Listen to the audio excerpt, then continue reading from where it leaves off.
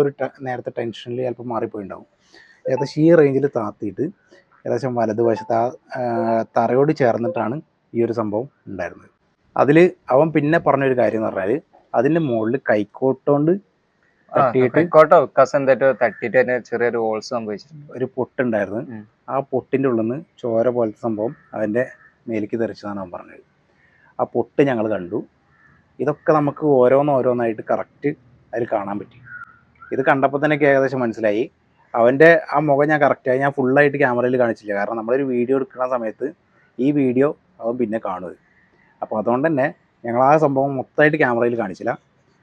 ആ ഒരു എക്സ്പ്രഷൻ കാര്യങ്ങളൊക്കെ ഞാൻ കണ്ടാണ്. കാരണം ഉണ്ണിയുടെ തൊട്ട് ബാക്കിലാണ് അവൻ നിന്നിരുന്നത്. ഈ സാധനം എടുക്കുന്ന സമയത്ത് അവൻ്റെ മുഖത്തൊക്കെ ആകെ ഞാൻ കാണാൻ പറ്റിയിട്ടില്ല അവൻ്റെ ബാക്കിൽ നിൽക്കുന്ന. പക്ഷേ അതാണ് ഞാൻ ഫസ്റ്റ് തന്നെ എന്നോട് പറഞ്ഞത് അത് എടുത്തോ എന്ന് പറഞ്ഞത്. പിന്നെ നമ്മൾ രണ്ടാളും കൂടുതൽ ഇതാക്കാതെ ഞങ്ങൾ രണ്ടാളും കൂടെ ചേർന്നിട്ട് സാധനം എടുക്കുകയാണ് ചെയ്തത്. കാരണം വെയിറ്റ്